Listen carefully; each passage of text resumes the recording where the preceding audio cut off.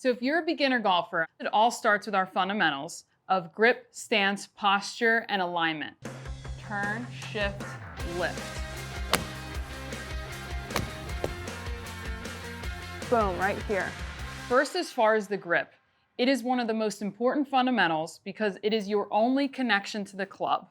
Plus, it's a huge influence on the club face, which we will go over later. First, I want you to grab something heavy, this as an example. So this bucket of balls, say a suitcase. If you're a right-handed player with your left hand, you would pick up this bucket of balls or the suitcase like so, with your fingers, your palm more on top. You would never pick up a suitcase like this because first of all, it hurts and it's not very strong. Your fingers allows you to have a lot of flexibility with the club as far as the ability to move the club around, and it's a strong pressure point here in the back of the grip. So I want you to make sure it's in your fingers. So when we are doing this with our golf club, I want you to find something that you can square up the club face to. So I have a rule or an alignment stick here. And I want you to make sure that when you're practicing your grip, your club face is square. So then, as a right-handed player, your left hand will be on top, your right hand will be on the bottom. So the left hand is really the driver of the grip. So let's start there. Once that club face is nice and square, again, just like you're picking up that suitcase or the bucket of balls, your fingers will be at the back of the club, and you're going to wrap the rest of your hand on top of the grip where the crease that is created with your hand and your left thumb points to your right armpit, okay? And you can see two knuckles. If your hand is more on top of the grip and you can see multiple knuckles, that is a strong grip. If we're on the left side of it, that is a weak grip. So we're going to start neutral. For most women, I'd say we have smaller hands, and I subscribe more of an interlock grip. So this right hand's going to come in, your fingers are going to be behind, you're going to take your pointer finger of your left hand and the pinky of your right hand, and you're going to interlock. You're going to smush all these fingers together so that there's nice connection and there's no gaps in your hand. And the fat of your right thumb, this pad, is going to cover your left thumb like so. So now both creases of your thumbs are pointed to your right armpit again, okay? So that is a nice neutral grip, which will give you nice club face stability throughout your swing. So when we have an overly strong grip, meaning our left hand is too much on the right side of the club, our right hand is too much on the right side of the club, watch as I turn this club face over. I have lots of range of motion. So this tends to react where the shots go left, we get some hooks. That's a club face closure. When we have a weak grip, more on the left side of the club, that decreases our range of motion. And this is where we often leave the club face open, resulting in slices and fades. So that's why in the beginning, a nice neutral to maybe moderately strong grip would be preferred for most beginners. So as far as our stance or our golf posture, golf is a sport where the ball is on the ground. So our body must be at an inclination. Baseball, the ball is up here, and we would never want any inclination to the ground. But golf is a sport where the ball is on the ground, so we need some inclination. So you can see this hula hoop just tilted towards this golf ball. So if you can imagine that, I also swing along this hula hoop the whole time. So to get into this posture, I relate it to doing a miniature deadlift if you were lifting weights. So I want you to grab your club about shoulder width apart. You're gonna get your feet about shoulder width apart. You're gonna have a nice neutral spine. Make sure that your belly button's towards your spine, your pelvis, your neck area is nice and neutral. And you're gonna tilt slightly from the waist where your pelvis is going backwards.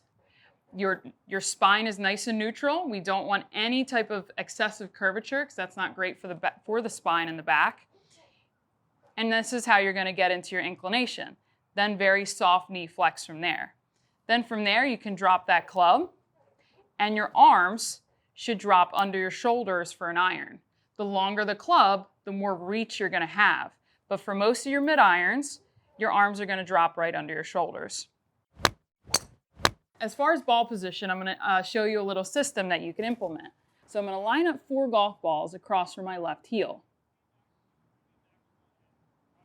This front golf ball represents where we want to put our driver. The second golf ball would be a 5-wood hybrid Third golf ball would be our longer irons, 5-iron, 6-iron. And that middle golf ball is where we want our wedges and most of our irons placed. So then from there, you can draw a nice line with an alignment stick or your golf club to make sure your ball position is set and consistent, because that really impacts your club face and where you're going to hit the ground as well. So we've covered grip, stance, posture. The last one before we go into the motion is alignment. And it's one of the most important because golf is a target sport. We have to place our golf ball in specific places. And it's a very awkward sport where we are facing this way to hit a golf ball that way. So a lot of times people get very confused and they're misaligned, but it's really important to practice properly. I want you to grab either this $10 Lawfly magnet online, or you can use a piece of two-sided tape and a golf tee to make sure that you can see where your club face is aligned. So from here, we can see that it's pointing towards that white flag. Most often, golfers aim too far right as a right-handed player, probably because most right-handed people are right-eye dominant and their lines are off. So when we practice, we want to practice effectively. So this is a really great way to see where your club face is heading. So when we take this off, we need to make sure that our environment is set up in a station so that you're aligned properly and you're not creating any issues with your swing plane or club face problems. So what I want you to do is grab a couple alignment sticks here. Okay, you're going to build what we call some train tracks. So one is going to be on your target line and the other is going to be on your body line. So if I stand back here, the one on my target line is going directly to where I want the golf ball to start. The one on my body line is now parallel left of the target. So my body line includes my toes, hips, and shoulders. So important for your body to be aligned parallel left and not excessively aimed right, aimed left, okay? Because that affects the path of your swing. If my shoulders are also excessively aimed right or left, again, that'll start influencing my swing direction. So I want you to practice with your railroad tracks, nice and square to your desired start direction. Okay? Now, say we're on the golf course and we don't have our train tracks now. What is a great routine for you to figure out how to get everything lined up? So we have our golf ball here. I've been doing the same thing since I was 11 years old, is what we call picking an intermediate target. When we pick our intermediate target, we're going to stand back behind that golf ball and we're going to picture a line from the golf ball to our target, and you're going to pick out something a couple inches in front of the golf ball that you can see immediately in your peripheral vision. I don't want you to have to look several yards ahead. That's not very effective in choosing the right target. So for convenience, I've picked out my intermediate target. I'm going to put a ball marker on the ground. Now, you are legally not allowed to do this when playing golf, but for demonstration reasons, I'm going to do this. So we're back here. I've picked my intermediate target, and I'm trying to align my club face right to that ball marker. So when I'm stepping into this golf ball, the first thing you should do is line up your club face to your intermediate target. Then from there, you are picturing your train tracks, target line train track, body line train track, that's in line with that is parallel with the intermediate target. Then from there, you should look up once, twice, just to make sure that now you have those perfect parallel lines. So I'm stepping into the golf ball. I'm lining up my club face with my intermediate target.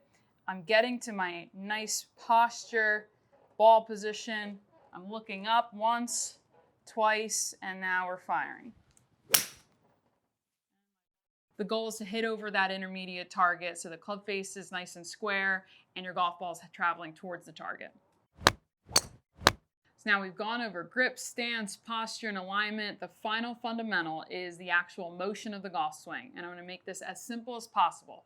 So I want you to remember it's going to be this W swing and it's turn, shift, and lift. So we're going to make the letter W with your hands. You're going to get into that posture that we talked about. And what I want you to picture is that your head is your center and you're rotating around your center. So the first thing I want you to do, that your arms are lengthened out in front of you.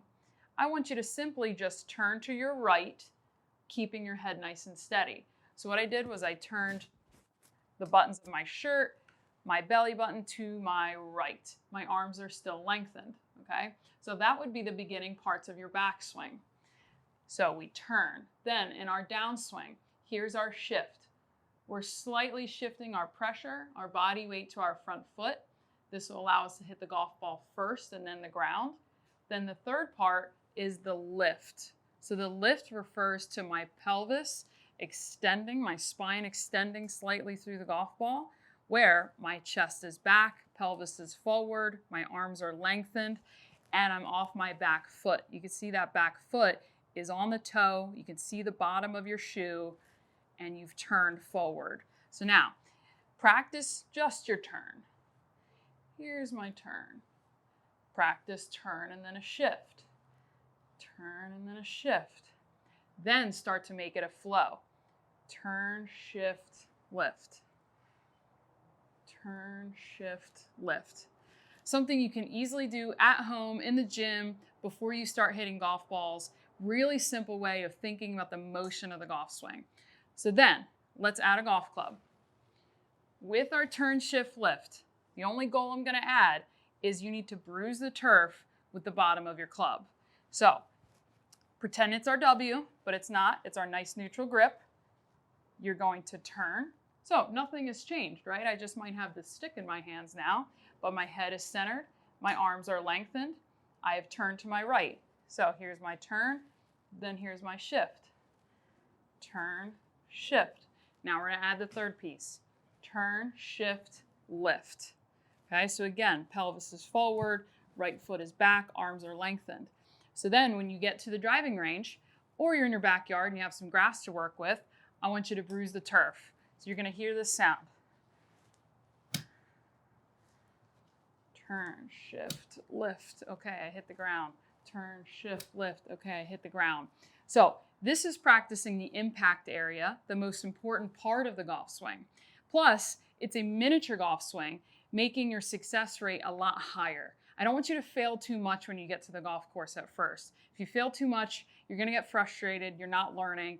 I want you to learn how to bruise the turf. Then hopefully when you add that golf ball, you're bruising the turf right in front of the golf ball. So use this as your starting point.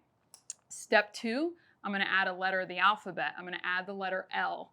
So when we turn, you're going to then lengthen your swing by turning some more and giving me a little letter L. So how I did this, I call it thumbs up.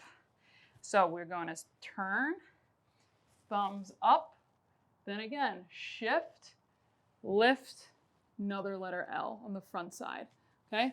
But again, as we start adding more pieces to your golf swing, we add more difficulty, making golf even harder. So start small, then work your way into a bigger swing in order to hit the golf ball farther. Start with those fundamentals, nail that W swing with your turn, shift, lift, and make golf really easy and fun in the beginning.